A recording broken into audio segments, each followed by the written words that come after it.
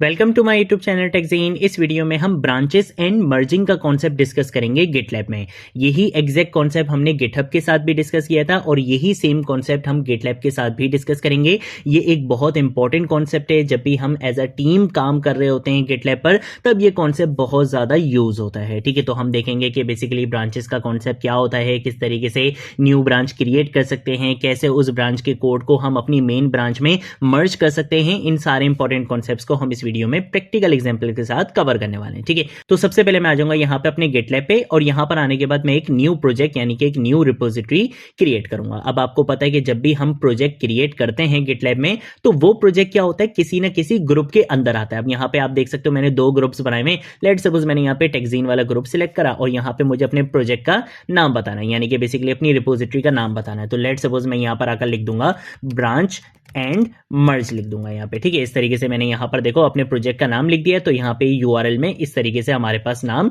Show होगा। ठीक है, इसके साथ साथ मैं इसको क्या रख दूंगा, प्राइवेट रख दूंगा और यहाँ पे एक रीडमी की फाइल क्रिएट करके हम अपने प्रोजेक्ट को यहाँ पर क्रिएट कर लेंगे। अब लेट सपोज मेरा प्रोजेक्ट हो जाता है यहाँ पर क्रिएट। अब सबसे पहले तो आप मुझसे पूछोगे कि यार ये ब्रांचेस का कॉन्सेप्ट क्या होता है। मर्जिंग पर तो हम बाद में आएंगे, पहले आप मुझसे पूछोगे यार ये ब्रांचेस का कॉन्सेप्ट क्या होता है। ब्रांच क्रिएट करने का सिंपल मतलब ये होता है कि जो आपका एक्चुअल कोड बेस है ना, आप उसकी एक सेपरेट कॉपी बना लेते हो और फिर आपने उस कॉपी के अंदर जितनी भी चेंजेस करनी हो, कोई न्यू फीचर ऐड करना है, किसी न्यू फीचर के ऊपर काम करना है, एग्जिस्टिंग कोड के ऊपर आपने कोई चेंजेस करनी है, किसी बग को बेसिकली फिक्स करना है, जितनी भी आपने चेंजेस करनी होती हैं, जितना भी आपने काम करना होता है, आप उस न्यू ब्रांच के ऊपर काम करते हो। इससे होता क्या है कि जो आपका एक्चुअल कोड होता है ना, वो कभी भी डिस्टर्ब नहीं होता है। देन उसके बाद क्या होता है कि लेट सपोज अगर इसको हम कुछ इस तरीके से एक रियल लाइफ एग्जांपल के साथ ले लेते हैं। जैसे मैं क्या कर रहा था, मैं लेट सपोज अपने एक प्रोजेक्ट पे काम कर रहा था, मैंने अपने प्रोजेक्ट पे काम करा, गिटलैब पे उस कोड को पुश कर दिया। अब लेट सपोज मैंने बोला यार इसके अंदर ना मैं एक न्यू फीचर ऐड करने की ट्राई करता हूं। अब मैं ये भी नहीं चाहता कि यार जो मेरा एक्चुअल कोड है वो मेरा डिस्टर्ब हो, तो मैं क्या करूंगा, मैं इसके लिए एक सेपरेट ब्रांच बना लूंगा। ब्रांच बनाने का मतलब क्या है, जो अभी तक का काम करा था वही एग्जैक्ट कॉपी आ जाएगी दूसरी ब्रांच के अंदर, यानी कि एक न्यू ब्रांच के अंदर। अब उस न्यू ब्रांच के अंदर मैं अपने न्यू फीचर पे जितना भी काम करना चाहूं, जो भी काम करना चाहूं मैं काम कर सकता हूं। गिटलैब पर पुश भी कर सकता हूं। वो हमारी मेन ब्रांच नहीं, बाय डिफॉल्ट क्या होती है, हमारी यहां पे मेन ब्रांच होती है। लेकिन जब मैं दूसरी ब्रांच बनाऊंगा तो आपको यहां पे एक और ब्रांच दिख रही होगी और उस ब्रांच के अंदर आपका सारा न्यू कोड क्या हो रहा होगा, मैनेज हो रहा होगा। न्यू फीचर वाला कोड मैनेज हो रहा होगा। देन उसके बाद जब मैं उस चीज को फाइनलाइज कर लूंगा, मैं बोलूंगा हाँ भाई ये न्यू फीचर बिल्कुल परफेक्टली वर्क करेगा मेरी एप्लीकेशन में, तो मैं क्या कर दूंगा, अपनी न्यू ब्रांच वाले कोड को मर्ज करवा दूंगा अपनी मेन ब्रांच के अंदर, ताकि वो मेरे मेन कोड बेस का बेसिकली पार्ट बन जाए। ये बेसिकली कॉन्सेप्ट होता है ब्रांचेस एंड मर्जिंग का, कि हम क्या करते हैं, अपने एक्चुअल कोड बेस की एक कॉपी बना लेते हैं, जिसको हम क्या बोलते हैं, ब्रांच बोलते हैं। उस कॉपी के अंदर हम जितना भी काम करना चाहें हम कर सकते हैं। हमारा जो एक्चुअल कोड बेस होता है वो कभी भी डिस्टर्ब नहीं होता है। और जब हम अपनी ब्रांच के कोड को फाइनलाइज कर देते हैं, हम उसको क्या कर देते हैं, अपनी मेन ब्रांच में मर्ज करवा देते हैं। ये कॉन्सेप्ट बहुत ज़्यादा यूज होता है जब भी हम एज अ टीम काम कर रहे होते हैं प्रोजेक्ट पे, क्योंकि हम कभी भी ये नहीं करते कि अगर 10 लोग एक प्रोजेक्ट पे काम कर रहे हैं तो वो 10 के 10 एक साथ जो है वो मेन ब्रांच के अंदर कोड को पुश कर रहे हो। ऐसा कभी भी नहीं होता है। हमेशा सेपरेट ब्रांचेस बनाई जाती हैं ताकि आपका कोड अलग अलग ब्रांचेस में क्या हो रहा हो, मैनेज हो रहा हो और आपका जो एक्चुअल कोड बेस है वो कभी भी डिस्टर्ब ना हो। जब एक चीज फाइनलाइज हो जाती है तब उसको मेन ब्रांच में मर्ज करवाया जाता है। ठीक है, तो यही कॉन्सेप्ट हम यहाँ पे इंप्लीमेंट करेंगे। हम एक सिंपल एक काम ये करते हैं कि हम यहाँ पर आकर एक न्यू फाइल क्रिएट करते हैं। ठीक है, लेट सपोज मैं यहीं पर आकर क्या करूंगा, एक न्यू फाइल सबसे पहले तो क्रिएट करूंगा। तो हम आ जाते हैं यहाँ पर, ये फाइल का नाम पूछ रहा है। लेट सपोज मैंने यहाँ पर आकर फाइल का नाम रख दिया index.html के नाम से। ठीक है, इसके अंदर काम क्या करना है, लेट सपोज मैंने यहाँ पर आकर एक h2 का टैग लिखा और इसके अंदर मैं यहाँ पर आकर लिख दूंगा ब्रांचेस एंड मर्जिंग लिख दूंगा। ठीक है, इस तरीके से मैंने यहाँ पे लिख दिया और अपने इस h2 के टैग को मैं यहाँ पे क्या कर दूंगा, क्लोज कर दूंगा। ठीक है, यहां पर अगर हम क्या करेंगे, इन चेंजेस को कमिट करेंगे। कमिट का यहाँ पे मैसेज हम यहाँ पे लिख देते हैं, लेट सपोज ग्रुप लीडर। ठीक है, इस तरीके से मैंने यहाँ पर एक ग्रुप लीडर के नाम से कमिट चेंजेस कर दिए हैं। अब इसको एक कुछ ऐसे समझते हैं कि भाई ग्रुप लीडर ने क्या करना था, काम करना था HTML की फाइल पे। ठीक है, अब आप यहाँ पे देखो ग्रुप लीडर ने क्या कर दिया, बेसिकली यहाँ पे कमिट कर दिया है और ये ग्रुप लीडर ने यहाँ पर काम करके दे दिया। अब ग्रुप लीडर ने मुझे बोला कि भाई तुमने क्या करना है, तुमने CSS के ऊपर काम करना है। तो सबसे पहले तो मुझे क्या करना पड़ेगा, इस प्रोजेक्ट को बेसिकली क्लोन करना पड़ेगा अपने सिस्टम में ताकि मैं उसके ऊपर वर्क कर सकूं। तो मैं क्या करूंगा, मैं यहाँ पर आऊंगा कोड में और इसकी SSH URL बेसिकली यहाँ पे कॉपी करूंगा। यहाँ पर आकर मैंने एक फोल्डर बनाया हुआ है बेसिकली ब्रांचेस एंड मर्जिंग के नाम से। आप चाहो आप फोल्डर ना भी बनाओ, कोई मसले वाली बात नहीं होती है। यहाँ पर आकर मैं क्या करूंगा, अपना टर्मिनल बेसिकली ओपन कर लूंगा। टर्मिनल ओपन करने के बाद मैं यहाँ पर अगर कमांड लिखूंगा गेट क्लोन की, और उसके बाद मैं इस यूआरएल को पेस्ट करके यहाँ पे एंटर प्रेस कर दूंगा, जिससे क्या होगा कि ये जो प्रोजेक्ट था बेसिकली ये मेरे पास क्लोन होकर मेरे पास यहाँ पे मेरी इस वर्किंग डायरेक्टरी में आ जाएगा। आप यहाँ पे देख सकते हो मेरी इस वर्किंग डायरेक्टरी में ब्रांच एंड मर्ज के नाम से एक डायरेक्टरी बेसिकली क्रिएट होकर आ चुकी है, जिसके अंदर मेरे इस प्रोजेक्ट को क्लोन कर दिया गया है। ठीक है, अब मैं क्या करूंगा, मैं यहाँ पर आकर लिखूंगा CD और यहाँ पे आके टैब की प्रेस करूंगा तो देखो इसी डायरेक्टरी का नाम आ चुका है। एंटर प्रेस करूंगा, देखो ये इस डायरेक्टरी के अंदर आ चुका है, और मैं यहाँ पर आकर बोलूंगा कि कोड स्पेस डॉट यानी कि VS कोड को इस करंट डायरेक्टरी के अंदर ओपन कर दो। ठीक है, तो VS कोड बेसिकली यहाँ पर ओपन हो जाएगा। मैं इसको यहाँ पे जरा क्लोज कर देता हूँ, यहाँ पे आके आपको दिखा भी देता हूँ। देखो ये index.html की फाइल भी आई हुई है, रीडमी की फाइल भी आई हुई है, और लोकल गिट रिपोजिटरी भी यहाँ पे मैनेज हो रही है। इसका मतलब है अब वो दोबारा से मुझे git init वगैरह की कमांड लिखने की जरूरत नहीं है, डायरेक्ट मैं यहाँ पे चेंजेस करके ऐड करके कमिट करके और पुश करवा सकता हूँ। ठीक है, तो हम आ जाते हैं जरा यहाँ पर आने के बाद मैं आपको कुछ जरा दिखा देता हूँ। अगर हम यहाँ पर आते हैं और यहाँ पर आने के बाद मैं एक काम ये करूंगा कि सबसे पहले तो हम क्या करेंगे, एक न्यू ब्रांच क्रिएट करेंगे। न्यू ब्रांच क्रिएट करने का रीजन क्या है, क्योंकि मैं अपने एक्चुअल कोड बेस में कोई भी चेंजेस यहाँ पे नहीं करना चाहता। मैं नहीं चाहता कि भाई यहाँ पे मैं CSS की फाइल बनाऊं या index.html की फाइल में जाके कुछ भी चेंजेस करूं, और जैसे ही अपने कोड को पुश करूंगा तो वो मेन ब्रांच के अंदर पुश हो जाएगा, और अगर काम खराब हो गया तो भाई ये जो ग्रुप लीडर है ना खतरनाक से, ये हमें बहुत ज्यादा मारेंगे। ठीक है, तो मैं बिल्कुल भी नहीं चाहता कि भाई मैं इनका काम खराब करूं।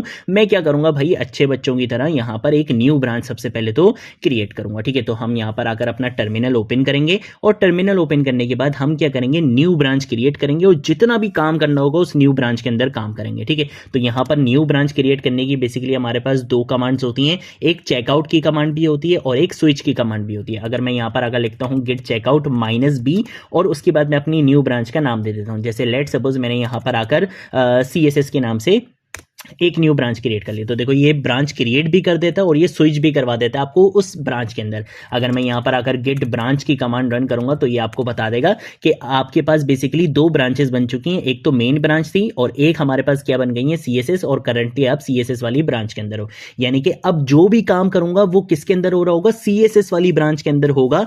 मेन ब्रांच के अंदर हम कोई भी काम नहीं कर रहे हैं। ठीक है, इस चीज को समझ लो। अब जितना भी काम करूंगा वो CSS वाली ब्रांच के अंदर होगा, मेन ब्रांच में हमारे कोड को अफेक्ट नहीं किया जाएगा।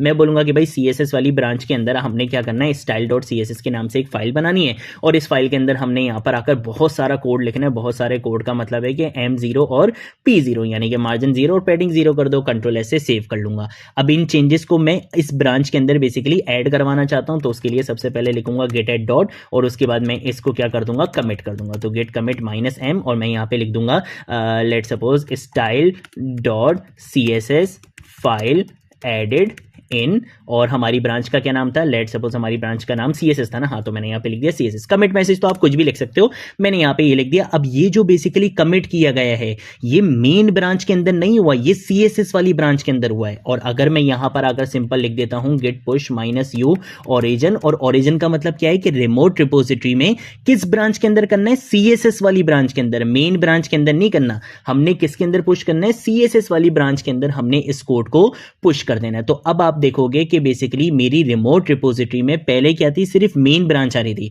अगर मैं यहां पर आता हूं, यहां पर आकर आपको दिखाता हूं, यहां पे आप देख सकते हो सिर्फ मेन ब्रांच आ रही है, जो बेसिकली बाय डिफॉल्ट ब्रांच होती है, सिर्फ ये ब्रांच आ रही है। लेकिन वंस मेरा कोड यहां पे क्या हो जाएगा, गिटलैब पर पुश हो जाएगा, तो अब अगर मैं यहां पर अगर इसको क्या करता हूं, रिफ्रेश करता हूं, तो अब आप यहां पे देखोगे, देखो यहां पे क्रिएट मर्ज रिक्वेस्ट भी आ चुका है। और अगर हम यहां पर आते हैं, यहां पर आने के बाद मैं आपको मेन पे क्लिक करूंगा, तो देखो यहां पे आपको दूसरी ब्रांच भी दिख रही है। किस नाम से ब्रांच क्रिएट करी थी, CSS के नाम से। जैसे CSS वाली ब्रांच पे जाएंगे तो ये आपको दिखा देगा कि भाई इस ब्रांच के अंदर पहले वाले कोड की तो कॉपी थी ही थी, लेकिन इस ब्रांच के अंदर एक न्यू काम किया गया है विच इज style.css।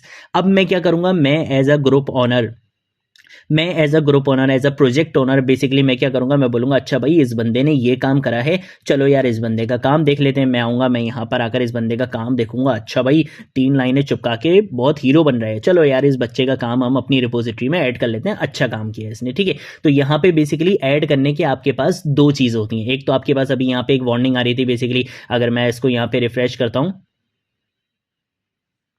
तो देखो यहाँ पे आपको दोबारा दिखा देगा क्रिएट मर्ज रिक्वेस्ट, ठीक है। आप डायरेक्टली यहाँ से भी क्या कर सकते हो, इस रिक्वेस्ट को मर्ज कर सकते हो। अगर मैं यहाँ पर आता हूँ, यहाँ पे आके रिफ्रेश करता हूँ और क्लिक करता हूँ बेसिकली, अब ये पूछ रहा है कि भाई टाइटल क्या रहना चाहिए, यही रहना चाहिए। मैं बोलूँगा हाँ टाइटल यही रहे, डिस्क्रिप्शन में रखना चाहूँ तो रख सकता हूँ, अदरवाइज एज इट इज सही है। और यहाँ पे आके ये बोल रहे हैं कि भाई आप क्या कर सकते हो, इन सारी चीज़ों को एक्सेप्ट कर सकते हो, यहाँ पे क्रिएट मर्ज रिक्वेस्ट कर सकते हो, ठीक है। तो अब अगर मैं यहाँ पर आता हूँ, यहाँ पे आके देखो ये हमारे पास ऑप्शन आ रहा है कि भाई रेडी टू मर्ज। मैं बोलूँगा हाँ भाई इसको क्या कर दो, तुम मर्ज कर दो। तो अब ये क्या करेगा, जो भी CSS वाली फाइल के अंदर मैंने काम करा था, इसने क्या कर दिया, उस सारी चीज़ों को मर्ज करवा दिया है मेन ब्रांच के अंदर। तो अब अगर मैं वापस अपने प्रोजेक्ट पर आता हूं, यानी कि अपनी रिपोजिटरी पर आता हूं ब्रांच एंड मर्ज पे, तो अब आप यहां पे देख सकते हो मैं मेन ब्रांच के अंदर हूं, लेकिन मेन ब्रांच के अंदर भी अब मुझे क्या दिख रहा है, style.css यहां पर दिख रहा है। और आप देख सकते हो कि जो मेरी वाली ब्रांच थी उसको मैंने यहां से क्या कर दिया है, डिलीट भी कर दिया है, ठीक है। तो इस तरीके से भी आप क्या कर सकते हो, यहां पे इनको मर्ज कर सकते हो।